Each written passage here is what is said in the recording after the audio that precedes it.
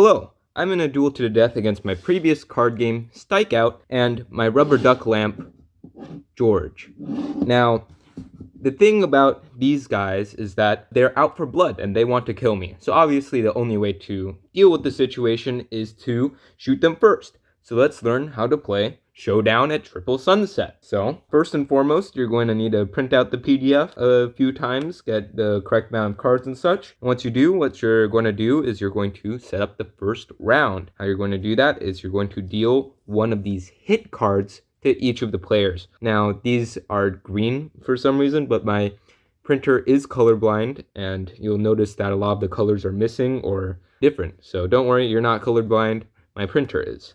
So you're going to give one hit card to each of the players, and then you're going to go ahead and create the deck. So for each player, you're going to just shuffle in the rest of the different cards that you would have printed out. I'll just show them to you in case you print out more or you're struggling to figure out how many to print out. There should be one Backfire, 4 misses, and 2 hits per player. So we're going to go ahead and grab those, and the rest, again, 1 set per player. So in total, there's going to be 12 misses, 6 hits, and 3 backfires in this deck. And then you're going to go ahead and remove 1 per player from the deck. So normally you would play with 3 players, but you could play with 4 or 5 or 6. So I made the rules accommodate for that. But since it's a 3-player game, we're going to remove these 3 cards.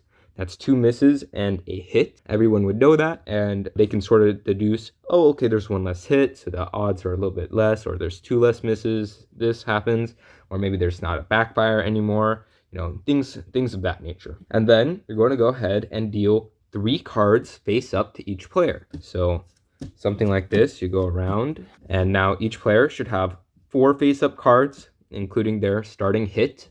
And then you're going to pass out 2 cards face down to each player. Now, what this will leave you with is 3 cards left over. These 3 cards you should not look at, and they should be kept secret and removed from the game. So each of the players can now look at all of their cards, as well as the face-up cards of any of the other players. For example, I can see, oh, Strikeout has 3 misses. Okay, that's good for me. And George over here has Backfire. Ooh, that's huge for me. Fantastic. And I have 2 hits. That's great. But something else you can do is you can look at your own face down cards. So I can see, wow, I have 4 hits. I am hitting large here. I don't know what George's or Strikeout's 2 face down cards are, but given my hand, I can say that I'm pretty confident that my shots are going to hit. So now what's going to happen is, now that we've all taken a look, we're all going to grab our decks and we're going to shuffle them. I'll do that for George and Strikeout in a second here. All right, and now that all of the decks have been shuffled, we get into the meat and potatoes of the game. Essentially, we are going to shoot each other, but we don't know what our guns are going to shoot at any given moment. We don't look at our deck. Instead, we all at the same time choose another player secretly, and then we all reveal at the same time towards that player, and then sort of like this.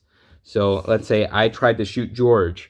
It's a miss, nothing happens. Strikeout tried to shoot me. It's a miss, nothing happens. And George tried to shoot Strikeout.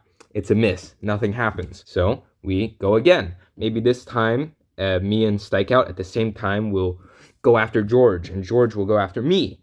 And oh, look at this, I hit George. Guess what? He's out of the game. He died. He's gone. I don't know what happened to him. He's off in heaven. So all of his cards are gone. We get rid of those. And now it's just between me and Strikeout. Duel of the century. So I'm going to, of course, target him when I flip it towards his direction. We both hit, so that means we both lose. We're both out, and that's it. That's the end of the round. Should there be 1 player left standing, let's say instead of George dying, George actually lived, and me and Strikeout both died, then they would win 1 medal.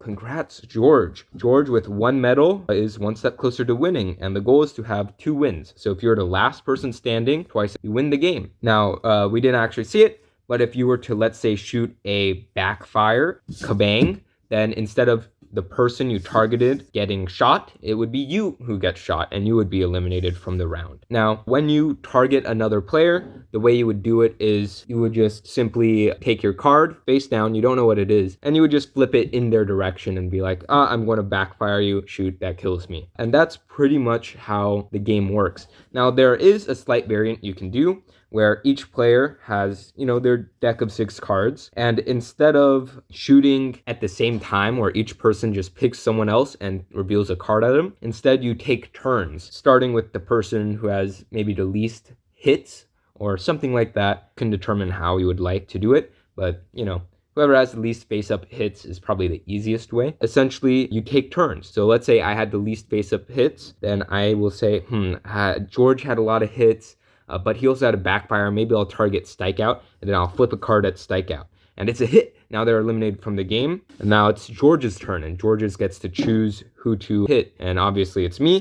And they missed. Okay, now it's my opportunity to strike back, that sort of thing. And this is more in line with the actual sort of like riddle or problem this game sort of was inspired by, where you take the perspective of someone who hits their shots 30% of the time, and there's another person who hits their shot 100% of the time, and there's another one who hits 50%. And who do you target first? And that's essentially what the turn-based thing is more like that riddle or problem. So a little bit of homage to that. Now there's one other variant you can put in, and this only really applies if you have multiple card sleeves. You can include different ratios of amounts of hits or misses or backfires. Like for example, I have this set of 5 cards here. It's very potent.